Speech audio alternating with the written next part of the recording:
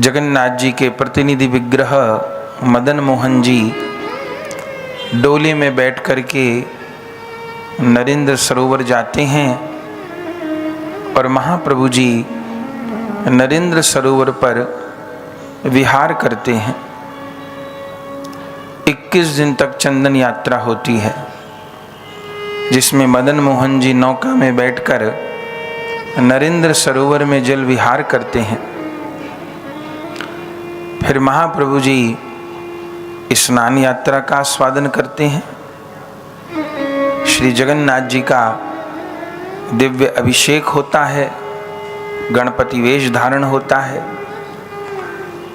फिर रथ यात्रा का आस्वादन करते हैं। फिर श्री जगन्नाथ जी दौज से लेकर के दशमी पर्यंत विराजते हैं गुड़ीचा मंदिर में, और दशमी को उल्टा रथ होता है। उल्टे रथ के समय फिर महाप्रभु जी को महान विरह होता है और श्री गौर हरि उस समय गोपी विरह में व्याकुल होकर के प्रभु लौट रहे हैं रथ से वापस, और ऐसी दशा हो जाती है उस समय महाप्रभु की, जैसे अक्रूर लेने श्री कृष्ण को आए तो उस समय ब्रज भक्तों ने विलाप किया। इसलिए वैष्णवों में रथ यात्रा तो मनाते हैं पर उल्टा रथ नहीं मनाते।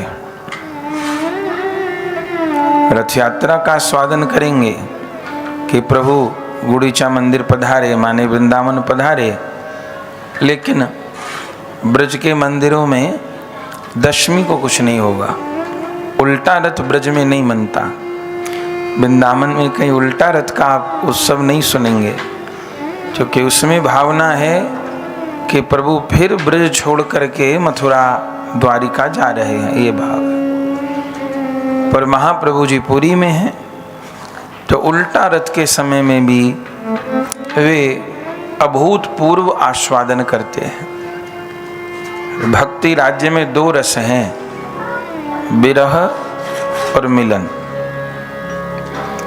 श्री कृष्ण गौरांग इन दोनों रसों का आस्वादन करने के लिए हुए हैं। श्री राधा रानी का मिलन रस और श्री राधा रानी का विरह रस। महाप्रभु जी दोनों रस में निमग्न रहते हैं। विरह के बिना मिलन नहीं है, जैसे रात के बिना दिन नहीं है।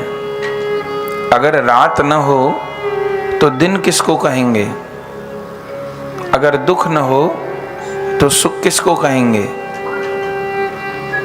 तो महाप्रभु का स्वरूप कैसा है? बाबा जी महाराज वर्णन करते हैं, मिलन विरह विरह मिलन मूर्ति मंत प्रेम वैचित्य। विरह में मिलन और मिलन में विरह।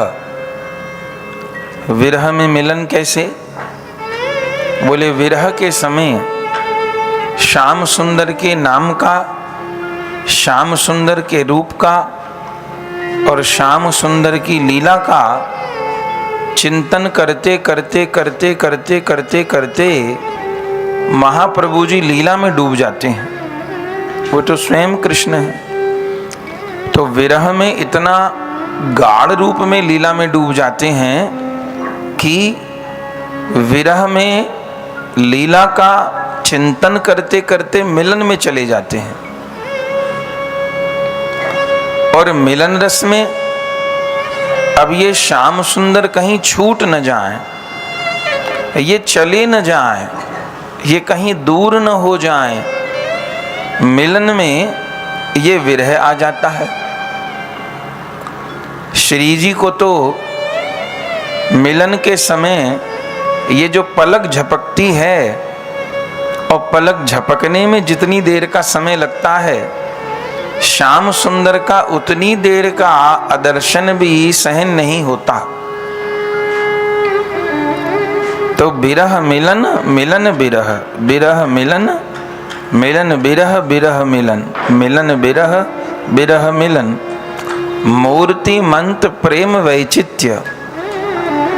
प्रेम वैचित्य माने प्रेम की अद्भुत अवस्था, जिसमें विरह व्याकुल भक्त विरह में प्रभु की लीला का चिंतन करते करते, प्रभु की याद करते करते उनके मिलन का अनुभव कर लेता है। और मिलन में, प्रेम की प्रगाढ़ता में ये कहीं छूट न जाए, ये सुख का समय कहीं खत्म न हो जाए, ऐसा मान करके विरह में डूब जाता है। ये आस्वादन है। संसार में भी हम लोगों के जीवन में दो चीज बनी रहती हैं। कभी हम लोग सुखी होते हैं और कभी हम लोग दुखी होते हैं। ये दो चीज सदैव जीवन में बनी रहती हैं। कभी दुख होता है, कभी सुख होता है, कभी राग होता है, कभी द्वेष होता है, कभी दिन रहता है, कभी रात रहती है। तो दो चीज बनी रहती हैं। ऐसे भक्ति रस में भी ये दो रस हैं। प्रेमी का चित्त कभी मिलन रस में डूबा रहता है, कभी विरह रस में डूबा रहता है। लेकिन संसार के विरह की तरह प्रभु का विरह नहीं है। प्रभु का विरह महान आस्वादनकारी है। चूंकि मिलन के समय तो एक श्री कृष्ण हैं, एक श्री राधा हैं, और विरह के समय तो कण कण में, जड़ चेतन में अपने प्रियतम प्रभु का अनुभव होता है। पर दो रसों के झूले में प्रेमी का मन झूलता है। अपने गुरु महाराज इन दो ही रसों के झूले में सदा झूलते रहे। कभी विरह, कभी मिलन, कभी मिलन, कभी विरह। और जैसे ये श्वास प्रश्वास है हमारी, एक बार हम सांस लेते हैं और एक बार छोड़ते हैं, इसी को श्वास प्रश्वास कहते हैं। केवल सांस लेते ही रहें तो भी जीवन नहीं चलेगा, और केवल सांस छोड़ते ही रहें तो भी जीवन नहीं चलेगा। सांस लेते हैं, छोड़ते हैं। जब सांस लेते हैं तो वातावरण से प्राणवायु, जिसको ऑक्सीजन कहते हैं, हम एब्जॉर्ब करते हैं, ग्रहण करते हैं। और सांस लेकर के हार्ट को ऑक्सीजन मिल जाती है, मस्तिष्क को ऑक्सीजन मिल जाती है, शरीर के अंग तभी तो काम करते हैं ऑक्सीजन से। और जब हम सांस छोड़ते हैं तो इस शरीर के अंग काम कर रहे हैं, उस काम करने में गैस बन रही है, जिसको कार्बन डाइऑक्साइड कहते हैं। तो जब हम सांस छोड़ रहे हैं तो हम कार्बन डाइऑक्साइड छोड़ रहे हैं, और जब हम सांस ले रहे हैं तो हम ऑक्सीजन ले रहे हैं। पर ये श्वास प्रश्वास से जीवन चल रहा है। ऐसे प्रेमी की जो अंतश्चिंतित देह है, वह अंतश्चिंतित देह मिलन और विरह से पुष्ट होती है। जैसे अगर ठीक से कोई सांस नहीं ले पा रहा तो उसके फेफड़े कमजोर हो जाएंगे, हार्ट कमजोर हो जाएगा, शरीर कमजोर हो जाएगा, ऑक्सीजन पर्याप्त चाहिए। और कोई सांस ठीक से छोड़ नहीं पा रहा, आईसीयू में क्यों डाला जाता है? अलग से ऑक्सीजन लगानी पड़ रही है, चूंकि सांस लेने में दिक्कत हो रही है। और सांस लेने में दिक्कत बनी रही तो कभी भी शरीर का कोई भी अंग फेल हो जाएगा। तो इसलिए ऑक्सीजन मुख पर लगती है, अतिरिक्त ऑक्सीजन दी जाती है। फिर केवल आईसीयू से काम न चले तो लाइफ सपोर्ट सिस्टम जिसको बोलते हैं, वेंटिलेटर बोलते हैं जिसको, उस पर नलियों के माध्यम से सांस दी जाती है, कृत्रिम सांस दी जाती है, छोड़ी जाती है, ली जाती है, छोड़ी जाती है। तो ये मिलन और विरह इस अंतःस्थित देह को पुष्ट करने के लिए आवश्यक हैं। प्रभु का विरह हृदय को व्यापे, जब तक प्रभु का विरह नहीं व्यापेगा तब तक अपना प्रेम परिपक्व नहीं होगा। और प्रभु का विरह कब व्यापेगा? जब उनसे प्रेम होगा, जब हृदय ये मानेगा कि श्यामा श्याम ही मेरे हैं और मुझको उन्हें प्राप्त करना है। हाय मेरा इतना जीवन बीत गया, इतनी आयु बीत गई, मुझे राधा गोविंद का साक्षात्कार नहीं हो रहा, मैं उन्हीं का नाम ले रहा हूँ, उन्हीं के नाम का तिलक लगाए हूँ, उन्हीं के नाम की कंठी पहरे हूँ, उन्हीं के धाम का आश्रय लिए हूँ, पर हाय मुझे एक बार भी उनका अनुभव नहीं हो रहा। वे कम मुझे हाथ पकड़ करके कहेंगे कि तू मेरी है। ये भाव यदि हमारे चित्त में नहीं आ रहा तो नहीं आ रहा, ये एक बात, पर ये नहीं हो रहा तो इसके लिए हमको विरह हो, हमको रोना आवे भीतर से, हमको भीतर से बेचैनी हो, हमको भीतर से तड़प हो। जैसे संसार में अपनों के बिना होती है, पुत्र के बिना, पति के बिना, पत्नी के बिना, पैसे के बिना और किस किस के बिना, तो ऐसी अपने को तड़प, अपने को बेचैनी राधा माधव के बिना हो, इसका नाम विरह है।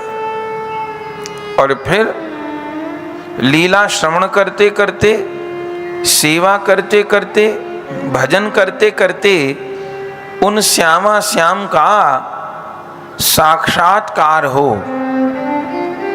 उन श्यामा श्याम के रूप की, लीला की अनुभूति हो, तो उसमें मिलन सुख का अनुभव हृदय को हो, तो हृदय प्रसन्न हो जाए, प्रेम में झूम जाए, इसका नाम मिलन रस है। तो ये विरह और मिलन प्रेमी के हृदय में होते हैं और होने ही चाहिए, या ये कहिए कि जिसके हृदय में श्यामा श्याम का विरह और मिलन रस है वही प्रेमी है, एक नहीं दोनों। गौर हरि का जो स्वरूप है, श्री महाप्रभु जी के रूप में विशेष रूप से श्री कृष्ण ने राधा रानी के विरह रस का स्वादन किया है। क्यों? क्योंकि विरह में मिलन अपने आप छुपा हुआ है। अगर श्री कृष्ण के लिए रोना सीख लिए तो मिलन का अनुभव तो श्री कृष्ण अपने आप ही करवा देंगे। तो अपने को श्यामा श्याम के मिलन रस का अनुभव करने के लिए विशेष कुछ नहीं करना, अपने को राधा गोविंद का विरह पैदा करने के लिए ही साधन करना है। इसी के लिए नाम जप है, इसी के लिए मंत्र जप है, इसी के लिए कीर्तन है, श्रवण है, धाम वास है, ठाकुर सेवा है, इसी के लिए सत्संग है। हृदय में तड़प पैदा करनी होगी, विरह पैदा करनी होगी, श्री राधा कृष्ण का चिंतन करना होगा। हम लोग हर समय कुछ न कुछ सोचते ही रहते हैं और दिमाग में कुछ न कुछ चलता ही रहता है, कभी किसी के बारे में, कभी किसी के बारे में। और वो जो चिंतन होता है वो मुख्यतः दो प्रकार का होता है। वो चिंतन भी दो प्रकार का होता है। कैसा चिंतन होता है? या तो हम भूतकाल के लिए शोक करते रहते हैं, पीछे जीवन में कुछ घटनाएं घट गई हैं उनको लेके शोक करते रहते हैं, भूतकाल के लिए शोक करते हैं, या भविष्य को लेकर के भयभीत होते रहते हैं। किसी का रागमय चिंतन बनता है, किसी का द्वेषमय चिंतन बनता है, और ये मन किसी समय खाली नहीं रहता। लेकिन साधन की परिपक्वता क्या है? साधन की परिपक्वता यह है कि राधा गोविंद का चिंतन बने। इसी के लिए अष्टकालीय लीला स्मरण है, इसी के लिए। और उस स्मरण में भी मुख्य विरह है। किसी को बता दिया जाए कि सवेरे से शाम तक कितनी बार, सवेरे की ये भावना है, उसके बाद ये भावना है, दोपहर को राधा कुंड की भावना है, फिर अपराह्न में ये भावना है, संध्या में ये भावना है, इसकी कितनी बार चर्चा हो जाती है। लेकिन इसको कोई कोर्स की तरह नहीं कर लेना है कि जैसे और पाठ पढ़ते हैं ऐसे इसको, इस पाठ को भी पढ़ लिए ना। राधा माधव के लिए बेचैनी पैदा मन में करनी होगी। मैं उस लीला में क्यों नहीं हूं? मुझे उनकी प्राप्ति क्यों नहीं हो रही? मैं प्रत्यक्ष उनकी सेवा क्यों नहीं कर पा रही? मुझे उनका साक्षात्कार क्यों नहीं हो रहा? ये विरह, इस पीड़ा से युक्त होके, इस प्रेम की पीर से युक्त होके जब लीला का स्मरण होगा तो आप देखेंगे कि मिलन में विरह और विरह में मिलन का अनुभव होगा। वो ऐसा एक दिव्य आनंद है जिसको शब्द से व्यक्त नहीं किया जा सकता। जैसे जैसे इस प्रेम राज्य में प्रवेश होता है, ऐसे ऐसे इस विरह और मिलन का एक दृश्य उपस्थित हो जाता है। पर इसके लिए श्रवण कीर्तन ही उपाय है। श्रवण और कीर्तन का फल ही स्मरण है। तो महाप्रभु जी जब जगन्नाथ जी रथ में बैठ के आ रहे थे तो कुरुक्षेत्र में 100 बरस बाद मिलन हुआ है और राधा रानी श्याम सुंदर को रथ में बिठा के ला रही हैं। कल हम लोग गा रहे थे, गौर किशोर राधा भाव में विभोर, एहो मेरे प्राण धन चलो वृंदावन, एहो मेरे प्राण धन चलो वृंदावन। और फिर जब श्री जगन्नाथ जी गुड़ीचा मंदिर आ गए तब क्या गाया कि पाए गई रे प्यारी जू प्यारो पाए गई, राधा मोहन को वृंदावन ले आए गई। तो हम सब ये लीला क्यों गा रहे हैं? कल हमने सुना ये गुड़ीचा मंदिर का मार्जन अपने चित्त का ही मार्जन है, और महाप्रभु के रूप में किशोरी जी श्याम सुंदर को रथ में बिठा करके गुड़ीचा मंदिर ला रही हैं। इसका अर्थ क्या है? इसका अर्थ है कि किशोरी जी श्याम सुंदर का हाथ पकड़ करके उनको वैष्णव के हृदय में ला रही हैं। वह गुड़ीचा मंदिर वैष्णव का हृदय ही है।